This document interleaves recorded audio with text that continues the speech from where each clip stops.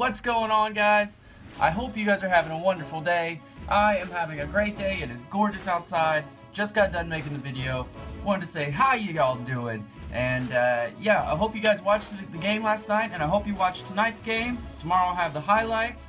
If you're new around here, hit that subscribe button. And yeah, let's get into the video. What is going on, everybody? It is another gorgeous day. So yeah, last night, as we all know, Barca and Bayern were at it again, and as expected, Barcelona made it through. Now, what I want to talk about is I don't necessarily need to get into the stats this time, because the stats were actually pretty similar. Barcelona, with Pep Guardiola's tactics, had more possession. They had more shots, but not enough on target. It was better, though. It was better. And Barcelona they played a little bit more direct football, a little less of the tiki-taka and more of the direct football.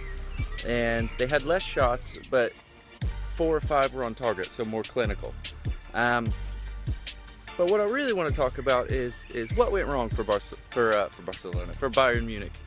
Bayern Munich, they had their chances to win this game, and they did win, but they had their chances to at least tie the score up. But because of defensive frailties, the game ended 3-2 instead of ending 3-0, which would have taken it into extra time and whatnot. So, to me, some serious questions has to be asked about the defense of Bayern Munich. But before we get into that, let's talk about the goals. So, within the first, I believe, 15 minutes, a little hope was given to Bayern Munich through Benassia. From a corner set-piece situation, the ball gets crossed in, and he cracks it home right down the middle with his head, and they're up within the first 15 minutes. Right at the beginning, hope is alive. Bayern Munich, we got this, right? Well, they were wrong. Not too long after that, I believe it was just 10 minutes after that, something happened that happened in the first game, and that is, and this, we'll get back into this with the defensive frailties and the tactical issues that were of Bayern Munich's defense. But what happened was the next one was just a gorgeous through ball from Messi to Luis Suarez. Suarez runs slightly to the right of center. Neymar comes to the left, and to my fellow FIFA players, he sweated it in. It was a nice, sweaty bitch goal, and it worked. It was great. It's good tactics. So yeah, I don't have a problem with the goal, and I think it was great play from Messi. Nice build-up play from Messi and Suarez. And, you know, Neymar being in the right place at the right time for the sweaty goal to come in. And it was great. Good football.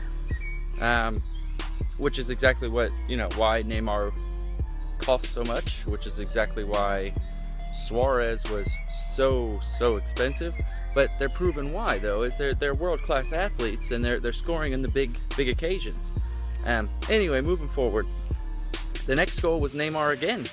Now this goal was fine play by Messi and Suarez again, and Neymar struck it nice. But I actually put more blame on Manuel Neuer on this one. If you watch the goal, Messi jumps up and wins a header, and it's a great pass with his head that pushes. It's a through ball with a head. I mean, it was great. And puts Suarez in a position to run down the field. And so what's he do again? Neymar's on the left. He crosses it over with a nice sweaty pass. Neymar controls it, and then he takes a shot and he goes near post. I mean, when you watch the highlights, because I will have the highlights, when you see this, you can't help but blame Neuer because of what happened. Neuer was literally a foot away from the near post. All he had to do was put his foot out or drop on it, but somehow the ball still goes in. Poor play from Manuel Neuer, poor play. And yeah, just goes once more with what I was saying about the defensive frailties of Bayern Munich. The next goal that came was from Robert Lewandowski with good old Darth Vader mask on. And yeah, it was a good goal. It was slight errors on Barcelona's defensive part, because they allowed a nice pass to Robert Lewandowski, and all Robert Lewandowski did was just a very easy maneuver to get around the defender, and he has a boot, and he put his foot right through the ball and cracked it. And he hit it so hard that the German goalkeeper for Barcelona, Ter Stegen, just watched it go by because he knew there was nothing he could do about it. It was a great goal and had tons of venom on it, and it was wonderful. But yeah, good play by Bayern there. Offensively, Bayern were pretty good all game. They were creating chances. They had the possession, obviously, and it wasn't just useless possession. They were creating chances for the number of shots they took. I believe they took 19 or 18 shots. And so, I mean, they were creating and they were shooting. So that wasn't the issue. And then the last goal of the night was from Thomas Muller. It looks slightly similar to Robert Lewandowski's shot. Yeah, the ball gets swung out to right outside the box to Schweinsteiger. Schweinsteiger holds it, sees Muller's coming, gives him a nice slight little pass to give him the best possible shot. Muller puts his foot through it. I mean, the goal itself for Muller was nice. There's no denying it. It was a great shot. It was an awesome setup by Schweinsteiger. Once again, I have had no problems. I had no issue with the way Bayern played offensively. They were much more clinical. They weren't as good as they could and should have been, but they were much better than they were last week. But no, that is not what my issue with Bayern Munich was. My issue moving forward, now we're going to go start talking about the defensive frailties. And that is, okay, they tried the experiment last week with the three at the back with Manuel Neuer and all that, and obviously it was poor. And one thing is the speed of Barcelona's attack is very fast, and it can move quick, it passes quick. You know, you got some of the fastest strikers and forwards in the world with Messi and Neymar, and even Suarez is faster than people think, and so they can hit hard. But the thing that really killed Bayern was the through balls. Their passing from the midfield was excellent, and Messi particularly was excellent with the through balls. I believe every single goal that Barcelona scored last week and this week came from a through ball. Now, yes, you can argue that it wasn't the through ball when Messi was, when he danced around and made Boateng look silly, but a through ball is what gave him the ball. He did work his magic, he showed his ball skills, but every single goal came from a through ball. Even the last goal that Barca scored was a through ball from the head with Messi, and Suarez picked it up and took off running.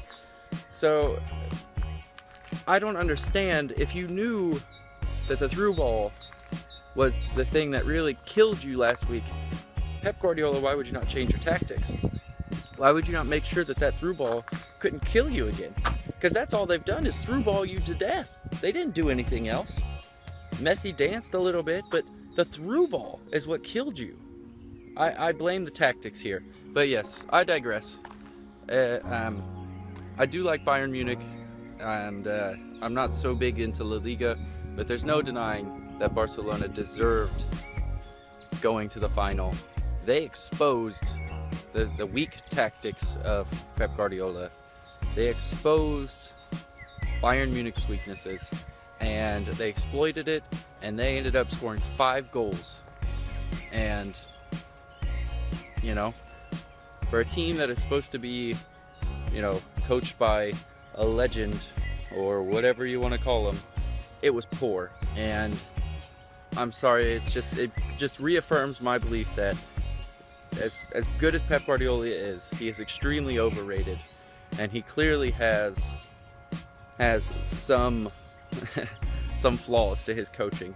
And as far as Bayern Munich goes, the players, I mean, that was a huge game, and a lot of those players, there were some players that are still there from the treble-winning year, but there are some other players who were, competitive enough and hungry enough to go out and try to take on Bayern Munich or Barcelona, and they failed.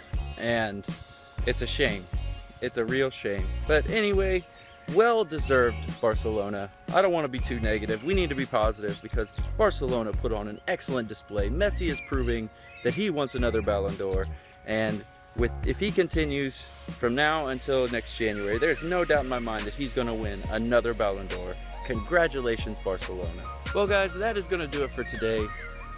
I am excited for tonight. I think tonight's game is going to be much more exciting. Even though last night was a 5-goal thriller, I think tonight should be very interesting because you got Juventus, the underdog, with a 2-1 advantage against Real Madrid. I think it's going to be exciting. We'll see who shows up. We'll see if Ronaldo continues to do what he always does. We'll see if Bale finally starts showing some form. And we'll see if Juventus can put the game on lock. And Paul Pogba's back too, huh? How about that? So yeah, I'll of course have the highlights in another video out tomorrow. So guys, that's the end of the video. I hope you found it interesting. I am always looking for comments and opinions and advice and anything you really want to say. Leave it in a comment down below. If you did like the video, smash that thumbs up. New people, do not forget to hit that subscribe button, yeah. It's free, huh? So yeah, we're always looking to add new people to the kingdom. That is K Koenig's channel, me. And yeah, that is gonna do it for today, guys. Thank you so much for watching. I will see you tomorrow with the highlights. Alright, let's get into it. Shooting, where are you? Okay, I think we found you. Here we go. Messi, Neymar.